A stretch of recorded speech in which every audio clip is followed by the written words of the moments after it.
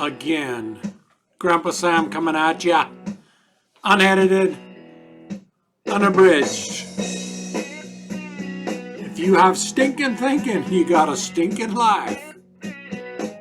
But if you got good thinking, you got a good life. Imagination Station. Imagination Station, messing with my mind. Fears about the future, trying to steal my time. But all that really matters is how I live today. Imagination Station tries to steal it all away. Yes. Steal it all away. Again, there's a thief in the house and he has come to kill, steal, and destroy. Today, I'd like to throw something at you and ask you what you think on this opinion. If you think, is this just chance? Or is there something else involved here? A few years back, I was walking across the street.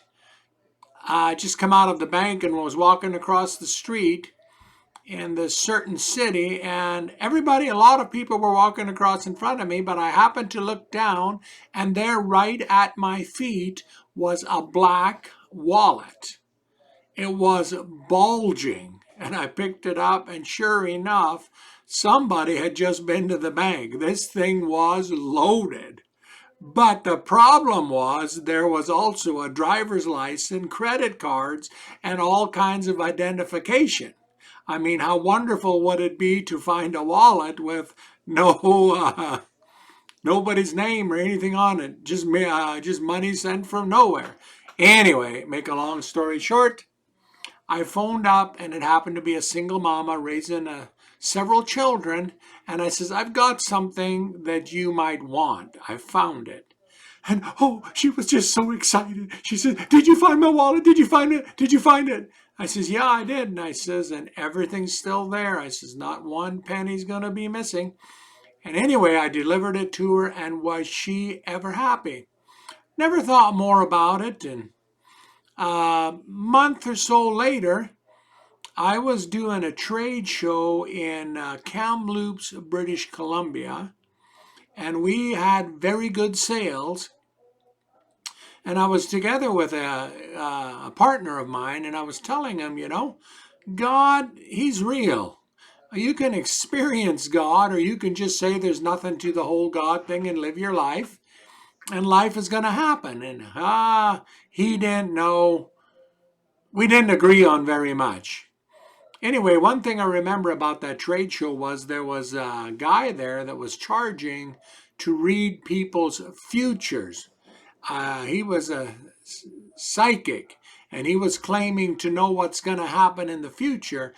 And he was charging $10 a hit. And I figured, if you know what's going to happen in the future, why don't you just go find out what the numbers are for the 649, buy a ticket yourself, and put the winning number in, and you don't have to sit here like a sap claiming you can see into the future, because you can't.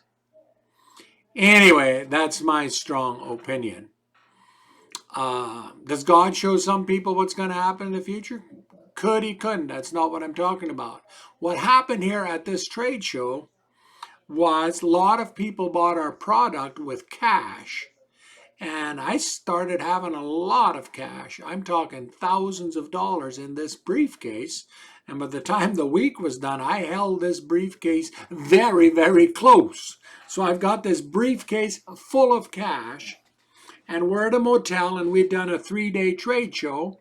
And we check out of the motel, and we gather all our stuff and start driving down the road. And back then, not everybody had a cell phone. I didn't have a cell phone, but my buddy had one.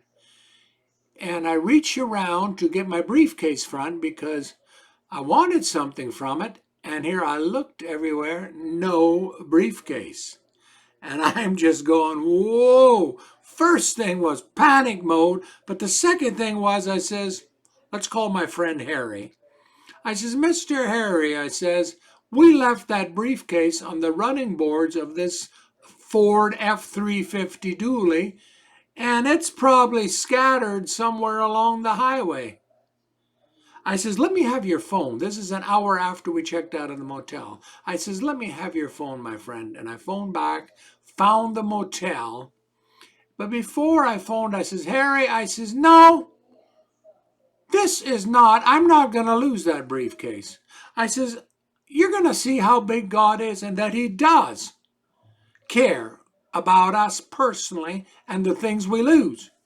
Well, he just kind of chuckled. I phoned back to the motel and the lady there goes, well, I'll go outside and look and see if I can find something. So she goes outside and I wait and I wait and I wait. And she comes back and she says, I looked everywhere. There's no briefcase here. And she was about to, I says, are you sure? And she was about to hang up and she says, just a minute. A car pulled up here in front of the motel and a lady is walking towards the office with a black briefcase. And my heart started pounding. And here, sure enough, it was our briefcase. We had left the motel and had driven downtown Kamloops to a Safeway grocery store. I guess the briefcase had ridden all the way down to the Safeway store on the running boards and fallen off at the Safeway store.